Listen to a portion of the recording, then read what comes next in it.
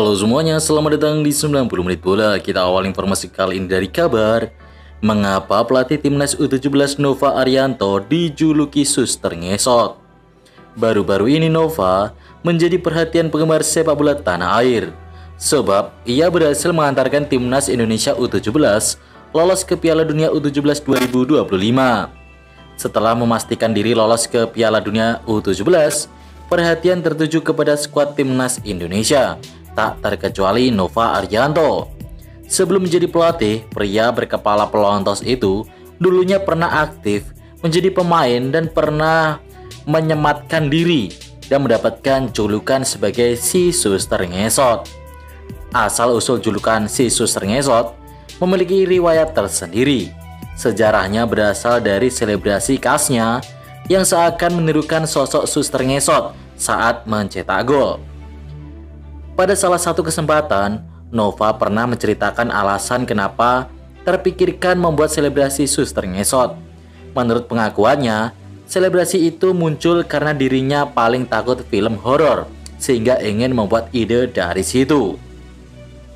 Setelahnya, Nova mendapat saran untuk ngesot guna menirukan suster ngesot, salah satu urban legend di Indonesia. Menariknya, selebrasi ini menjadi melekat pada dirinya, bahkan sampai sekarang. Netizen kritik keputusan PT LIB Arema versus Persebaya di Kanjuruhan. Pada pekan ke-30 BRI Liga 1 2024-2025, derby Jawa Timur antara Arema melawan Persebaya akan kembali bergulir dan dijadwalkan pertandingan itu akan dilaksanakan pada Senin 28 April sore. Sampai detik ini, belum dipastikan di mana laga syarat gengsi tersebut akan dilaksanakan. Musim lalu laga antara Arema versus Persebaya dilangsungkan di markas Bali United Stadion Kapten Iwayan Dipta, di mana Bajul Ijo keluar sebagai pemenangnya.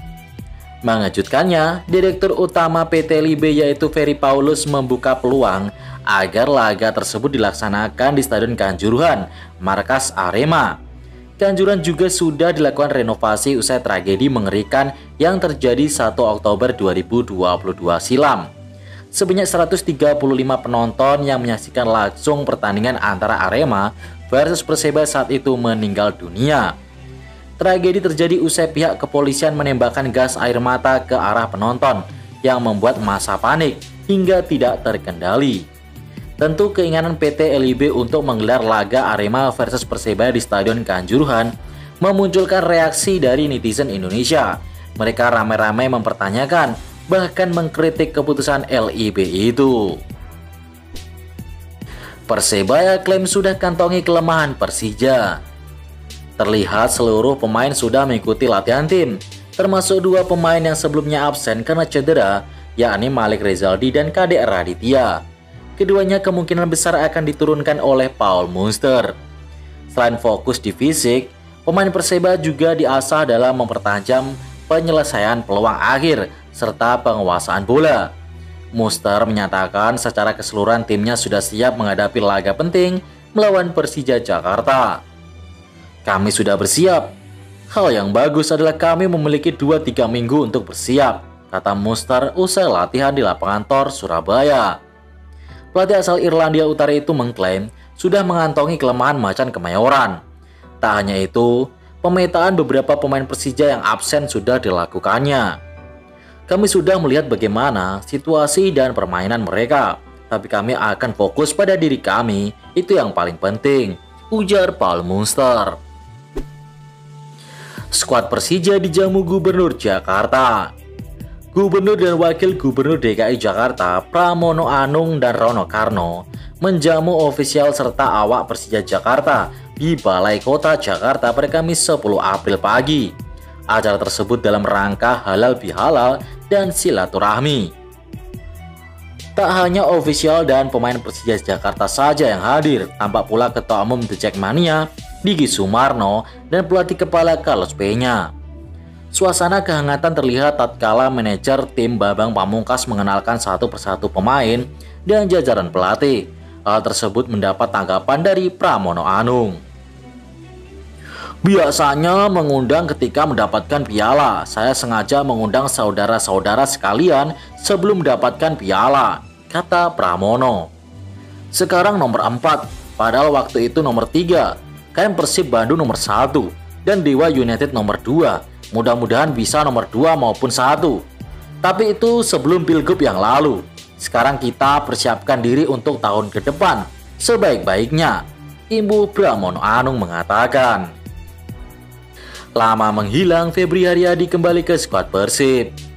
Winger Persib Bandung Febri Haryadi mengungkapkan kondisinya setelah absen panjang akibat cedera horor yang didapat di masa pramusim. Dia mengaku kini kondisinya berangsur membaik. Pemilik nomor punggung 13 ini mengatakan bahwa proses pemulihan berjalan lancar dan sudah bisa kembali berlatih bersama tim. Dia berharap kedepannya bisa mengikuti semua program yang diberikan tim kepelatihan. Selama absen beberapa bulan, diakui Febri tidak mudah menjaga mental dan kondisi psikologis. Namun dengan kesabaran dan bantuan fisioterapis, tim proses pemulihan berjalan tanpa kendala. Selain itu, performa Persib yang konsisten di papan atas klasemen membuat Febri semakin termotivasi untuk kembali ke lapangan. Dia ingin di sisa kompetisi bisa memberikan kontribusi secara langsung dan membawa Persib kembali juara. Ahmad Maulana perpanjang kontrak di Arema FC. Ahmad Maulana menjadi salah satu pemain muda Arema FC yang mampu tampil konsisten di musim ini. Sejak dilatih oleh Joel Corneli hingga digantikan oleh Zé Gomez, namanya selalu menghiasi starting 11. Pemain yang berposisi sebagai bek kanan ini memang memiliki kecepatan dan teknik olah bola yang sangat baik. Selain itu, dia juga memiliki kemampuan bertahan yang sangat diandalkan Arema FC. Dengan kemampuannya tersebut, sudah sewajarnya beberapa klub Liga 1 mulai mengincarnya karena penampilan apinya. Apalagi Liga 1 hanya misalkan 7 laga saja. Persib Bandung menjadi salah satu klub yang dirumorkan tertarik kepada Ahmad Maulana. Pemain berusia 21 tahun tersebut bisa saja bergabung dengan Persib karena dia adalah pemain yang lahir di Bandung dan belum pernah membela tim kota kelahirannya. Untuk mencegah hal tersebut terjadi, Arema FC segera bertindak cepat untuk menawarkan perpanjangan kontrak baru kepada Ahmad Maulana dan 3 pemain muda lainnya. Pemain-pemain muda yang menonjol sudah kita bentengi semuanya. Salim Tuharya, Ahmad Maulana, dan Arkan Fikri sudah ada kesepakatan kontrak baru, kata Yusrinal Fitriadi, General Manager Arema FC. Belum digaji, Roger Bonnet atau Ruksi tinggalkan PSIS Semarang. PSIS Semarang harus kembali kehilangan pemain asingnya untuk menghadapi lanjutan kompetisi BRI Liga 1 2024-2025. Kali ini mereka harus berpisah dengan Roger Bonnet gara-gara masalah gaji. Roger Bonnet menjadi pemain asing kedua yang memutuskan untuk angkat kaki dari PSIS Semarang. Sebelumnya Mesa Jenar sudah terlebih dahulu ditinggalkan oleh Evandro Brandao karena masalah yang sama. Ucapan perpisahan telah disampaikan Roger Bonnet melalui akun Instagramnya. Dia merasa berat untuk meninggalkan PSIS, namun baginya mengakhiri kontrak menjadi pilihan terakhir yang harus diambil. Menanggapi hal tersebut, manajemen PSIS Semarang melalui CEO klub, Yoyo Sukawi menjelaskan bahwa masalah ini muncul sama dengan Evandro Brandao beberapa waktu lalu. Sama seperti yang kemarin, kita akan fokus pada pemain yang ada, ujar Yoyo Sukawi secara singkat saat dihubungi oleh awak media. Jika Madura United menang AFC Cup, peringkat Indo akan meningkat. Madura United menjadi harapan satu-satunya Indonesia di turnamen antar klub Asia. Tim berjuluk Laskar Sape Kerap itu berpeluang menjuarai AFC Challenge League 2024-2025.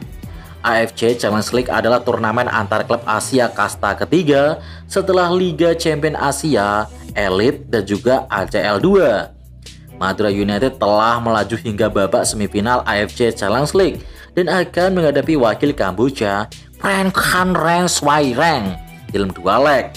Madura United akan lebih dulu bertandang ke Morodok Tech National Stadium, Phnom Penh, pada Kamis 10 April malam. Kemudian akan bermain di Gresik pada 17 April mendatang. Saat ini Indonesia berada di posisi ke-25 dalam AFC Club Competition. atau yang kelima di Asia Tenggara setelah Thailand, Malaysia, Vietnam, dan juga Singapura. Kalau misalnya Madura United sampai juara atau mencapai final, ada kemungkinan peringkat Indonesia atau peringkat Liga Indonesia ini di ASEAN akan meningkat ke peringkat 22. Highlight dari Liga 1 dan klasemen sementara. PSM Makassar sukses memetik kemenangan di pekan ke-28 beri Liga 1. Berhadapan dengan Semen Padang, Juku Eja menang dengan skor 2-0. Gol-gol kemenangan PSM dicetak oleh Aloisio Neto di babak pertama dan juga gol Nermin Haljeta di babak kedua tepatnya di menit ke-71. Sementara itu dari hasil beri Liga 1 lainnya, Bali United gagal meraih poin penuh kendati mendapatkan banyak peluang melawan Dewa United. Skornya 0-0. Dan berikut ini klasemen sementara BRI Liga 1. Persib Bandung masih di puncak klasemen diikuti Dewa United yang berpotensi digeser oleh Persebaya Surabaya di nomor 3. Nomor 4 ada PSM Makassar, 5 Persija Jakarta, 6 Malut United, 7 Arema FC, 8 Borneo FC, 9 Bali United. Untuk papan tengah ini khususnya Persija, Malut United, dan Arema poinnya sangat-sangat tipis. Kalau menang bisa langsung ke peringkat 4 menggeser PSM. Dan di peringkat papan bawah nih, nomor 10 ada PSBS Biak, 11 Persita Tangerang, 12 Persik Kediri, 13 Barito Putra, 14 Madura United, 15 Persis Solo, 16 PSS Semarang, 17 Semen Padang, dan 18 PSS Sleman. Semen Padang harus waspada karena kalah ya kemarin, dan Persis Solo dan juga PSIS Semarang juga masih belum aman. Di laga AFC Challenge League, Madura United kalah 3-0 melawan Swairieng. Wah, peluang Madura United ke babak final sangat sulit nih.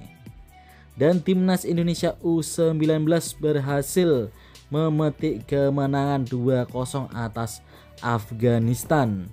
Hasil ini membuat timnas Indonesia U17 menjadi pemuncak klasemen grup C dan lolos ke babak berikutnya.